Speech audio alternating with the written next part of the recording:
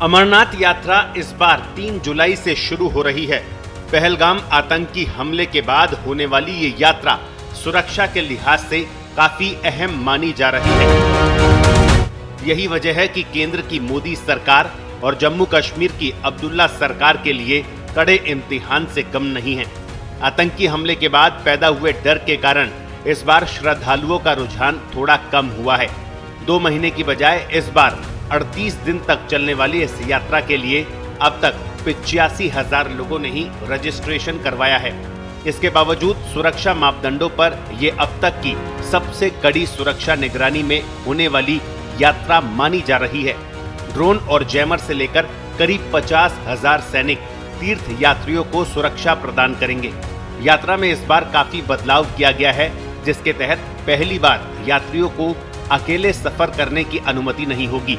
वो सुरक्षा काफिले के साथ ही सफर कर सकेंगे। लखनपुर से जम्मू तक नेशनल हाईवे 44 मार्ग पूरी तरह से सुरक्षा घेरे में रहेगा। इसके साथ ही कई जगहों पर सीसीटीवी कैमरे लगाए गए हैं ताकि निगरानी प्रभावी रूप से की जा सके। गुफा तक जाने वाले दोनों मार्गों पर सीआरपीएफ, आईटीबीपी और जम्मू कश्मीर पुलिस की टीमें तैनात रहेगी। ड्रोन से निगरानी और RFID आधारित ट्रैकिंग से यात्रियों की सुरक्षा सुनिश्चित की जाएगी कि ज़्यादा से ज़्यादा यात्री जो मेन कॉन्वॉयज होते हैं उसी के साथ संलग्न होके आएँ, ताकि वो अपनी यात्रा जो है सरल एवं सुगम तरीके से कर सकें। इसके अलावा एक हमारा जो ट्रैफिक विंग है वो सही समय पे जो है ट्रैफिक एडवाइजरीज भी जारी करेगा, जो कि ट्रैफिक एडवाइजरीज कुछ कट ऑफ टाइमिंग से रिलेटेड होते हैं, ताकि यात्री जो आ रहे हैं, जो हाईवे पे चल रहे हैं व्हीकल्स, और वो उनकी एक कट ऑफ टाइमिंग मुहैया की जाती है ताकि वो उसी टाइम जो विंडो में है अपना जो ट्रैवल करें।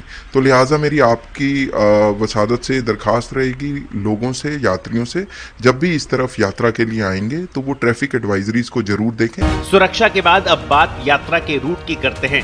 तो अमरनाथ यात्रा 2 रूटों बालटाल और पहलगाम से होती है। बालटाल रूट करीब 14 किलोमीटर लंबा है और यहाँ से गुफा तक पहुँचने में 1 दिन लगता है, जबकि पहलगाम से गुफा की दूरी करीब 32 किलोमीटर है और यहाँ से यात्रा में 3 से 4 दिन लग सकते हैं। बालटाल से यात्रा 2 मेल गेट से और पहलगाम से चंदनवाड़ी से शुरू होती है, जहाँ यात्रियों की RFID चेकिंग होती है। इस यात्रा के लिए RFID कार्ड लेना अनिवार्य है, जिसकी फीस 250 रुपए है। अगर आप हवाई यात्रा करना चाहते हैं तो श्रीनगर एयरपोर्ट तक डायरेक्ट फ्लाइट ले सकते हैं, जहां से टैक्सी या शेयरिंग गाड़ी लेकर बालटाल या पहलगाम जा सकते हैं।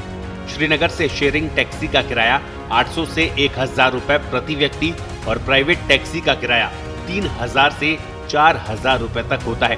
ट्रेन से जाने पर जम्मू तक देश भर से ट्रेनें उपलब्ध है, जहां से बस या टैक्सी लेकर यात्रा की शुरुआत की जा सकती है। अमरनाथ यात्रा का अधिकतर खर्च जम्मू, श्रीनगर, बालटाल या पहलगाम तक पहुंचने और वापसी में आता है।